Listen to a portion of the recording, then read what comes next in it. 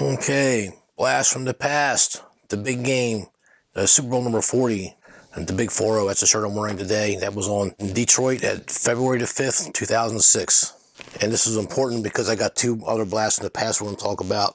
Welcome back to the Jack Remington's NFL channel. 5 segments we're breaking it down every week. And we're going to start with last week. 3 wins, 2 losses. We started that great. We had the Jets plus all the points, and they beat Cincinnati straight up. I switched the survivor pool from Kansas City to Cincinnati, and I lost that one. So I deserve that. I'm out of the pool. I'll tell you about the other pool in a second. We had New England Patriots over San Diego Chargers. That was a good pick. I was shocked at the number of people that were on the Chargers, but there's a specific reason why, and I put it on the video. Some teams got some teams' numbers, and Bill Belichick has his Chargers numbers. No matter what the situation is, New England seems to beat them every time. And then we won with the Tennessee over the Titans over the Colts. Everybody and their brother. All the Colts have got to do it. They got to win. They already lost to them once. A good team split. Well, yeah, that's generally true, but not always. And they were down 14-0. I told my friend, I said, well, we might have lost this one. But Tennessee keeps coming back. But we'll talk about Tennessee later. So we started at 3-0, but then we lost with the Washington football team. They did the instant replay, the deja vu, the Groundhog Day, as if Bill Murray was a quarterback for the Washington football team. They just moved up and down the field. They had 2 field goals blocked. I think they missed a 3rd field goal, was wide to the left or whatever. Had they made just 2 of those 3 field goals and they got the ball late with 40 seconds left for that fumble, they could have kicked the field goal and they could have won the game by 2 points. But no, that's okay. That's okay. They're now my poison team, and I got to get away from them for a couple of weeks until I can regroup and reevaluate the team. Last week, 3 wins, 2 losses. I know it's 60%, but that's not up to my standards. I mean, I want at least 4-1, and the goal was 5-0 every week. Okay, the blast from the past, just really quick. I mean, this is a fun segment to listen to. I got the shirt on about the Super Bowl 40 between the Pittsburgh Steelers and the Seattle Seahawks. And there's several videos, and I even have a book I bought off Amazon that talks about this game in particular. And I better drop it at that because I want YouTube smashing this channel like they smashed my political channel and my eBay channel. Blast from the past, we'll talk about the Seattle, Pittsburgh briefly. There's 2 games here that are blasts from the past. The first one I'm going to talk about is Los Angeles Rams hosting the Tennessee Titans. And it's exactly 7.5 as a point spread. It was the same as point spread in the year 2000. The second blast from the past Super Bowl is the New England Patriots at the Carolina Panthers. And believe it or not, that line was 3.5. Exactly what it is today. So you want to go to the past. I mean, this was a few years later. They beat the Panthers by exactly 3 points. And New England win these Super Bowls. They beat the Rams by 3 points, and they beat the Carolina Panthers by 3 points. They beat the Philadelphia Eagles by 3 points. So that's one of those bring that up is to show you where I'm at in my life with football. Because I've been doing this for decades, and I'm going to prove it over and over again.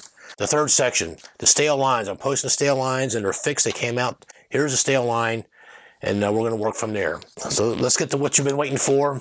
The 5 best bets, okay, with these SUPE, the Super Contest, okay. Think of these as my 5 best bets. This is what I would put my money on. If I have additional games, I'll never put them in the same week or the same time on my documented picks. All my picks are documented. I need to put that disclaimer on every video too. Now, I want you to remember my wins, and I want you to remember my losses more importantly. There's a reason why we lose. If you can figure out why you lose, that'll turn you into a winner. That Aerosmith song, it just came into my head. Dream On. You got to know how to lose before you know how to win. Well, I'm going to put that somewhere in the description. It's not on the script. It just popped in my head.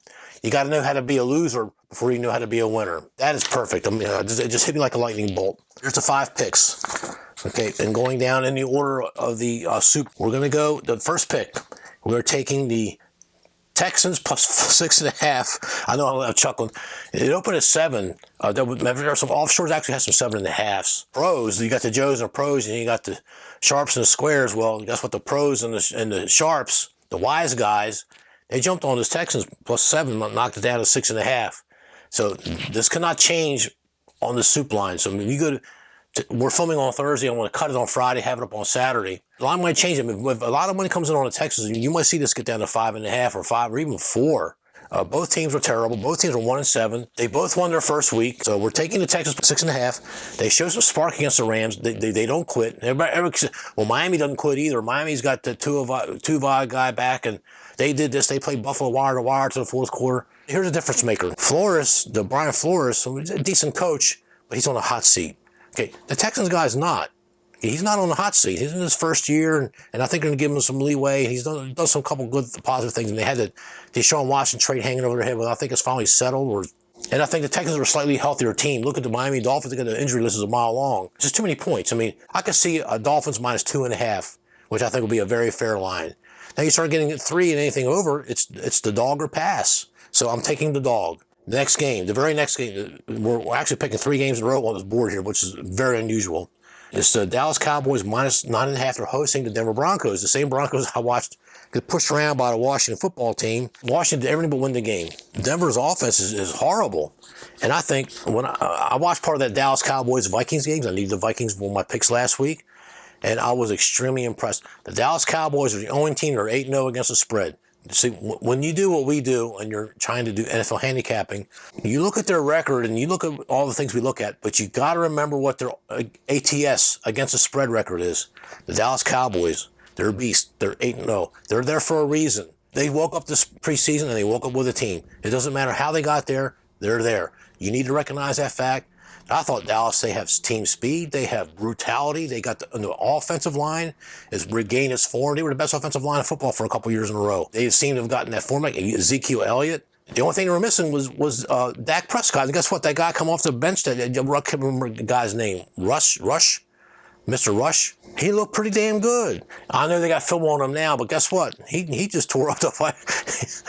And there was a couple of drop balls on 3rd and 10. He kept the guy running right into the slot right. He dropped it on 3rd and 10 in the fourth quarter. I thought, my God, I had Minnesota. We got a little lucky there. I have to say, this is the eyeball test team. I don't like Jerry Jones for reasons I've already discussed in other videos, but Jerry Jones is not on the field. Okay. You got to worry about the players that's on the field. We'll deal with Jerry Jones later. Us Cowboys, they might be in the Super Bowl. You heard it here first. If you haven't heard it here first, if I said it in another video, I'll say it again. This has the look, the eyeball test, the optics. They look like a Super Bowl team. Their special teams are good. They have no weaknesses other than Jerry Jones. So, and McCarthy, I don't know how he talked him into coaching that team, because a lot of coaches don't want to play for Jerry Jones because he micromanages too much. He meddles in the business. Jason Garrett was a good man. People didn't know who he was because he was the backup quarterback for Troy Aikman all those years. But Jason Garrett was he was a good football man, but a little too timid because he was afraid of Jerry Jones. Jerry Jones pushed him around, and you can read all that stuff for yourself. But a lot of guys, a lot of coaches have come out and said they will not ever play for Jerry Jones no matter what he offers, no matter what he pays, because he won't keep his nose out of the football business. And I don't want him to win another Super Bowl because of what he did to Jimmy Johnson in 1996. So I'm taking the Dallas Cowboys this week. I'm no fool. I'm going to make money off of them, and we're here to make money, number one. And money wins out. Okay, we're in the capitalist country. Money wins out. I'm leaving some chalk. 9.5 points to the Broncos. I don't think the Broncos are going to be lucky to get a field goal. I'm looking for, I smell shutout here. I mean, the Cowboys defense is that good. I smell a shutout. They're going to go deep in the playoffs. When I mean deep, I mean they're going to win their first playoff game, possibly their second. They're going to get to the NFC Championship game for sure. It might be against the Rams. It might be against the Tampa Bucks. I mean, who knows? The very next game below, it's the Minnesota Vikings are at the Baltimore Ravens, and the Ravens are favored by 6 points. As bad as Kirk Cousins, I mean, they were up 7-0, and they dropped. They should have been 14-0, and then maybe Dallas mails it in from there. And who knows? But they didn't. They missed a field goal. Something happened there. Next thing you know, the Dallas Cowboys tied it up or whatever, and it's a game again. These things happen in the NFL. It happens in all professional sports, soccer games, basketball, baseball. They get too far behind, they'll mail it in. Although baseball is a very strange game because when you're on offense, the defense has got the ball. The Vikings, they had a chance to win that game. They had a chance to beat these vaunted Cowboys. And they look good at times. And they do get at Dalvin Cook. He's Lamar Jackson, except he doesn't throw the ball. I mean, if he gets in the open, he's hard to tackle. He's so nimble and so quick. And if he's healthy, he's a direct threat. And this might be what the Vikings are needed is a defense like the Ravens are masking their deficiencies on defense by keeping Lamar Jackson on the field and doing what they do on offense. See, Coach Harbaugh, like I said in the other video last week, he's got to do the same thing New England Patriots coach Belichick, the two defensive geniuses. They got to switch gears. Their defenses are garbage. and they're at 7-8 or 8-9, just a touch below 500, or they're below average to average teams at best on defense. Both of them, the Patriots and the Ravens. So they got to ramp up the offense. And what did they hang 54 on the Jets? Patriots hang up 54 points. I mean, if someone would have told me that, I would have never believed them. I had seen it for myself. New England with this Mac Jones as a rookie quarterback, 54 points on the Jets, the number 4 defense in the NFL, but they did it. And now the Ravens, you've seen what they do. They can score a lot of points because they got Lamar Jackson. The defense, I mean, their offense is pretty good. But the Vikings, I'm looking for a George Foreman, Ron Lyle heavyweight slugfest. Are both going to be scoring. It's going to be up and down the field. And if I was over under better, I would take a look at the over here, because I know both teams are going to score because the defenses are garbage. So we're taking the Vikings for pick number 3, the +6. Game number 4. I can't believe I'm getting some pushback on this. The Los Angeles Chargers, they're at the Philadelphia Eagles. The Chargers are favored by 1.5. Are you serious? Are you trying to tell us that on the neutral field, the Eagles are a 1.5 point better team than the Chargers? Are you serious? I know they hung up 40-some points against Detroit. That's one game. That's the 54 points one game for New England. That's one game. Are they doing it every game? No. Can Philadelphia do it every game? No, they cannot. Can New England hang 54? No, in every game, other game? No, they cannot. Save this video. You will never see New England score no more than 54 points the rest of the season. And you won't see the Philadelphia Eagles score no more than the 47, 48 where they scored in Detroit. You won't see that anymore the rest of the season. Save this video. And if I turn out to be right, which I know I will be, I'm going to put it on my video finale for the season that I told you so. So much stock on this one game phenomenon. Some guys get hypnotized by one game when they want to be a handicapper. You factor it in, but it's not the norm. You need to understand that. And the Chargers have lost 2 in a row. I think the Chargers are a good team. I believe in Justin Herbert. I know he hasn't looked too good, but you think of the system. He's still learning, he's still growing, and they're still developing as a team. They're going to figure it out. Okay, that coaching staff's a pretty decent coach because that Anthony Lynn left a decent staff behind. They're going to figure it out. So if this is a bad line, what are they trying to tell us? Oh, the Eagles are home, and they're going to make a run for it. They can make a run for nothing. Dallas Cowboys got the NFC East. It's over. They may as well just give them the crown right now. No one's going to catch them. No one. They're 7-1, right? If Dallas loses the rest of the season, they'll still win the division. I mean, you're asking the Washington football. They've won 2 games. Philadelphia's won 3 games. The Giants have won either 2 or 3 or just maybe 2 games. They've won 2 games. You're asking them to win the next 7 out of 8 games for the second half of the season.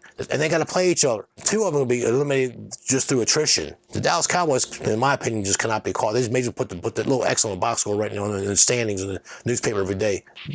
Forget the NFC East. Forget it. So if that's why they put the line here, thinking the Eagles are going to play hard because they're fighting for nothing. Now the Chargers, on the other hand, they're in a wide open division. The Raiders had a little stumble, and Raiders have a couple off-field distractions, the John Gruden thing, and now they got the guy got the DUI, had to cut him. The team is rallying, and it remains to be seen, although I think they have an excellent chance to win that division. Can Kansas City rebound? Yes, they can. Okay, but the Chargers got something to fight for, and the Chargers have lost 2 in a row. I just think the Chargers are going to come out fighting. I just think the Chargers are going to just destroy the Eagles. Destroy them. Matter of fact, that's probably the easiest game on the board. And game number 5, the one that I'm really getting some pushback for, even my own household here, I got some 49er fans. We're going to take the San Francisco 49ers plus 1.5. They're hosting the Arizona Cardinals. Why? I'm making the same play similar to what I did last week. I knew Dak Prescott wasn't playing for the Cowboys, so I jumped on Minnesota in a couple points. I thought, well, good, they're home. So I thought I had an easy pick. Well, remember, the easier the ticket, the harder it is to cash. The theory is the same. They're missing their offensive tool, which is the quarterback. It's the key position in football. I know I said the center is, but getting the ball in play. Okay, the center gets the ball in play by snapping the ball, but after that, it's all a quarterback. Okay, it's like the cards come off the deck on the poker game. I mean, that 5th street, the 4th, 5th street, those cards coming off that dealer's deck is going to beat you in your poker game if you don't know what you're doing. The Cardinals quarterback, Kyler Murray, he was not at practice. I got the screenshots that shows he didn't even practice Wednesday. I don't think he's there today either. Today's Thursday. If he doesn't practice by Friday, it means he's not going to play.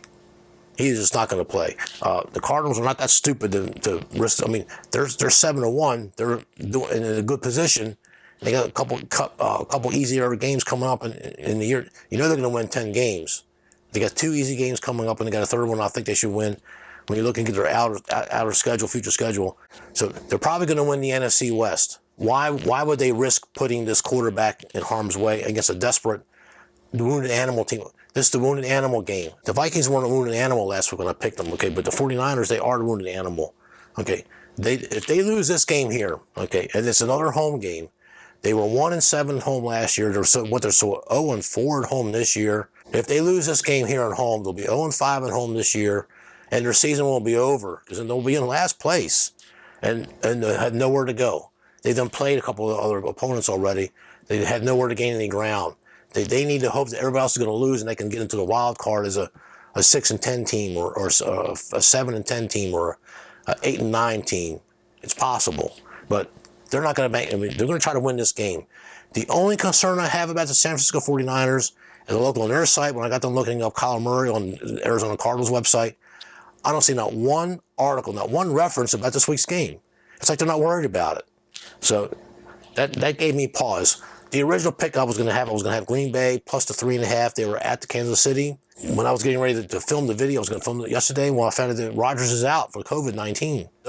No politics on his channel. I'm not going to discuss COVID-19. We just take it face value. He can't play. He's out. So I dropped the Green Bay game, and I was replacing. I was going back and forth between taking the Titans against the Rams or taking the 49ers versus the Cardinals. And with Kyler Murray being questionable and probably not going to play, I'm going to go with the 49ers. I know I should have my head examined. They can't win at home.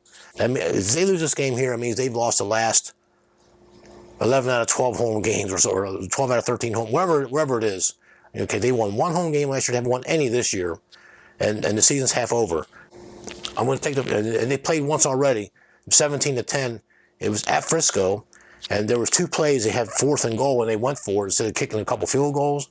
They went for it, and one was 4th in the size of my finger, and they didn't make it. The Cardinals stopped them. So that was the 5 picks going one last time. The Texans plus 6.5, Dallas Cowboys minus 9.5, the Vikings plus 6, the Chargers minus 1.5, the 49ers plus 1.5. I'm taking 3 dogs and 2 favorites. Another disclaimer, I'm going to sneak this here now so I don't forget. 3 things can happen when you're betting on a sporting event or a football game. It's just a football game, okay? 3 things can happen. 1, favorite can cover and win. 2, the favorite can win but not cover. And 3, the dog wins outright. So if you're an underdog bettor, 2 things out of 3 are good. And that's why a lot of guys, the sharps and the wise guys, they like betting underdogs because 2 out of 3 things are good. You know, the dog could win the game outright, or they could still lose the game but still cover the points. You're not worried about winning the game. You're worried about covering that number, the ATS, against the spread. 3 things happen, 2 of them are good. Remember that. And then Mark Lawrence, he had a little magazine that talks about that. 3 things can happen, 2 things are good. So I know Mark Lawrence watched this video. I hope he doesn't get me struck down for using his name or anything. I never met him, but I heard he was okay. A deadly handicap. He won the Super Contest back in 1989. So he's very, very, very good handicapper. He's a very formidable handicapper. Section 5, all their games. So I may or may not have added picks. And what I did last week, I went crazy. I did a bunch of added picks later on. And you'll see I had the Eagles, I had this one. I made a couple of good picks. But then I got 4 red L's in a row on my pregame.com documented picks. But I recovered with the Giants covering Monday night against Kansas City. They should have won the game outright, but that's okay. Something good, something bad from that. Because I got too many games, and you see what happens. Now you're 9-6 for the added games. Well, that's okay. That's too many games. Tonight's game, Indianapolis Colts minus 10.5 versus the New York Jets. They just pulled off the big upset. Now it's the Jets' time for a letdown. And usually when a bad team pulls something like that, it's, my estimation is 70% of the time that they don't cover the following week. So this game is a pass. Do not play this game tonight. And I very rarely play Thursday night games. And we got the Dolphins. We got the Patriots minus 3.5 at the Panthers. Deja vu, like I said, the Bill Murray Groundhog Day Super Bowl from 2003. I believe that was a Super Bowl where Janet Jackson had that wardrobe malfunction. It just popped in my head. So, but it was the Patriots minus 3.5 was the line when they were playing the Carolina Panthers. And Steve Smith, they had this wide receiver. It was Jake Delhomme was quarterback for the Panthers, and they got that Steve Smith. He just kept catching the 3rd and 20, 3rd and 26, 4th and 15. If they threw the ball his way, he somehow found a way to catch it. He was an outstanding little wide receiver. The guy he was the toughest guy on the team, too. He was great. And he broke his neck. He was out for a year or two, maybe 2 years. He came back and with the Ravens and looked okay, but when you break your neck, you're never the same. Patriots minus 3.5. The Panthers, I almost took the Patriots, but you know what? I'm a dog better. I got 2 favorites I like on here. I didn't want to pick a third favorite. I want to try to 3-2 balance with a dog, or a 4-1 with a dog with one favorite, or all dogs. I mean, to beat the NFL, you got to learn how to be a dog better. The NFL is very much balanced. The games are designed to stay close. Think about that. I would have taken the Patriots if my lean would be the Patriots. But, remember, I'm just talking about all the games. I already gave you my 5 best bets. That's it. My money in Vegas, make money for myself to pay for the trip, pay for the plane, give my wife some money for shopping, pay for the room, take her to dinner. She likes to see the Blue Man Group, whatever the show, take her to a show. I need them to win to keep paying for that lifestyle week after week after week. I just think that I know Panthers, they're getting McCaffrey back, and they had 200 yards rushing. That's against Atlanta. But I would take the New England Patriots. I mean, Bill Belichick has got the offense cooking. I think they're going to run the ball on the Panthers. Their run defense is not that good. They're a little worn down. I just think the Patriots are a better team. And Bill Belichick is going to outcoach this Matt Rule of the Panthers. Bill Belichick, if it's a younger coach, a less experienced coach, he seems to win almost all the time. He struggles against the Behemoths. He struggles against the Tampas, against the Rams, teams like that that have already beaten them this year, but they barely beat on the Cowboys. Next game, Bills minus 14.5 for the Jaguars. You know Buffalo's going to win the game. The question is how much. It's like college football. You know, a certain team, USC is going to beat up on the Western Montclair State, and I had the Buffalo Bills on my survivor pool and the other pool. He emails me Sunday morning, and he's traveling in the Grand Canyon with his family, and we all knew that. Hey, we got to do something about this because you already used the Bills on your other pool. If we don't hear back from you by whatever time it was, either 11 or 12 o'clock, I'm going to put Kansas City. And I stopped him. I said, hey, I said, I don't want Kansas City. They might lose to the Giants. I'll take the Bengals. And I lost. And I had Washington on the other survivor pool because I had someone else before. So I'm doing it on the fly, and I'm looking real quick on the computer, trying to get it fired up. And I grabbed my phone. It was faster. I used my phone. And I live and die with it. And Washington they lost to Denver. And then Cincinnati lost that right to the Jets. So I'm out of the survivor pool, and it's on me. Why am I telling my subscribers that? Why am I telling my viewers that? Well, you need to learn from my mistakes, because I was in a hurry because I had to go to work. I didn't take my time. So that's on me. That's not on the viewers. That's not on the pool. That's on me. I did this. I cost myself a chance to win a lot of money, and Cincinnati knocked out 2/3 of the pool. That was remaining. Next game, Bengals minus 2.5 at hosting the Cleveland Browns. I think this is the hardest game on the board to pick. On paper, the Cleveland Browns are the Super Bowl winner. On paper, they got the best offensive line in football. They got that, what's that guy's name on the defense? Myles Garrett. I mean, the guy is just a beast. They got a decent back four. They didn't show it against Pittsburgh yet last week, but they have it. Baker Mayfield, when he's healthy. If you put the Chili Palmer and get Shorty, you do your best work when you got a gun to your head. When you put the gun to my head, I will take the Browns plus 2.5. But it's not a lean, this is a pass. Next game, Raiders minus 3 versus New York Giants. I'm surprised Raiders are favored by such a low number, but I understand. The Giants look good against the Chiefs. The Giants, and they were 1-7 last year, and they made a run at it and almost won the division with a 6-10 record. They had to lay down. The Eagles had to lay down to the Cowboys in Week 17 last year. But the NFL didn't want that. They didn't want a 6-10 team going to the playoffs, so they let the young Washington popular team, the young kids on there, get 7-9, let them win. And they put up a good fight, and they played Tampa in the wild card round. And they looked okay. The Raiders minus 3. You want to talk about a team that's really, really got a band together, and they look like they're unifying under their interim coach. The guy's a pretty good guy. He knows how to handle a locker room. He's got the respect of the players, and this is a rallying cry. Now they had this guy, the defensive player that got the DUI, and the lady got killed. We feel bad. My heart goes out when we say a prayer for the lady's family, and we say prayers for everybody that gets involved in trouble like that. It's a bad situation, like the Alec Baldwin thing. We feel bad for everybody involved. It's a tragedy of Shakespearean proportions. So, but the Raiders look like they're holding the glue together. If Derek Carr And that quarterback, I mean, he's a top 5 quarterback. I mean, I'm telling you, after the first 3 weeks, they were top ranked offense in the NFL. Then this other stuff started happening. So, but this game is a pass. Saints -6 versus the Falcons. Saints were the second ranked team a couple years ago. The Falcons had won 1 game all year. I mean, they were horrible. They go in New Orleans against Drew Brees, and they were favored by 15.5 points or 16 or something like that. And they beat them 24-9. They held the New Orleans Saints to 3 field goals. And I thought, what in the... And we're on Football Reference trying to find any game. I couldn't find an equivalent game in the Super Bowl era.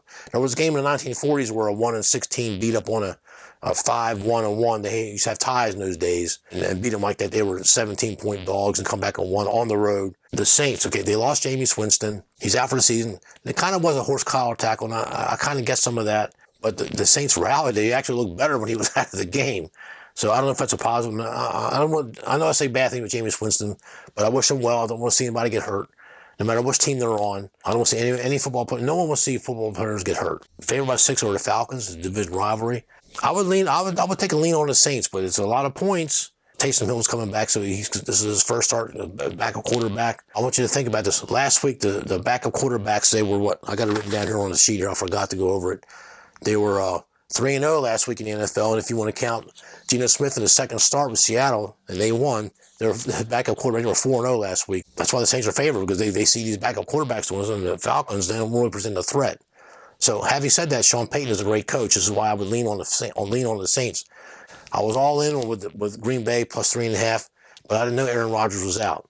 And now they're going to have some guy, I forgot the guy's name. He's Ben Love, something like that. He's making his first NFL start. My lean is still on the Packers. I think they're going to cover the 7. Aaron Rodgers doesn't play defense. This defense is going to slow Patrick Mahomes down. And like I told you in the other video, the Green Bay Packers, they were the second best team in the NFL last year. They had a chance to beat Tampa late in the game, and on 4th and 5, or wherever it was, they kick a field goal. It changed the game. And then Tom Brady and company, they come back and they either score a touchdown. They run out the clock. They win the game. They go to the Super Bowl. Green Bay goes forward on 4th and 5, and they get a touchdown. They go up by 1 point. Where the hell it was? It was a very razor-thin close game at the time. And it was at Green Bay, by the way. You got to remember, they were a top seed. Okay, Tampa was a wild card team. The Saints won that division. The Saints beat them twice. Remember that? Next game, Rams -7, hosting Tennessee Titans. Replayed the 1999 Super Bowl. A couple of videos ago, they were playing Kansas City. They were playing somebody, and I said, Derrick Henry's going to run wild on this bad defense. He's going to get 155 yards. Save this video. They won the game. They held them 90 yards. And the next video, I said, but Kansas City did a good job on defense. Well, we didn't know that Derrick Henry was hurt.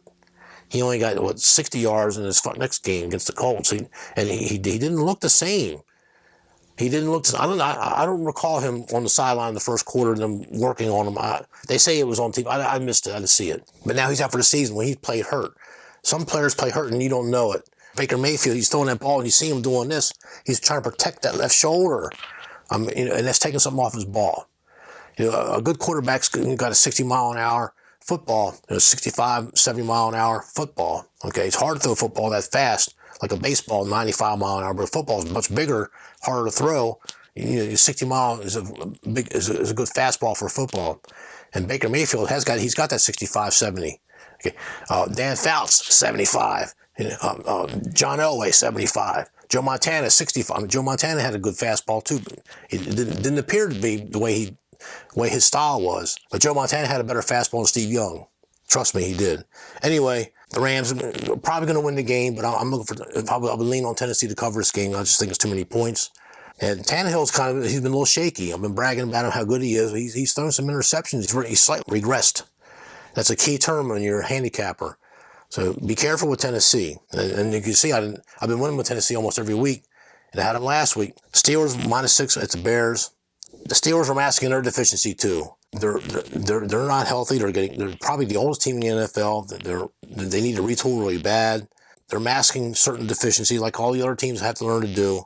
I don't think Tom was that good of a coach. He inherited Bill Cowher's team. He won a Super Bowl early in his tenure, but he hasn't done nothing since. They're one and done in the playoffs when they get there.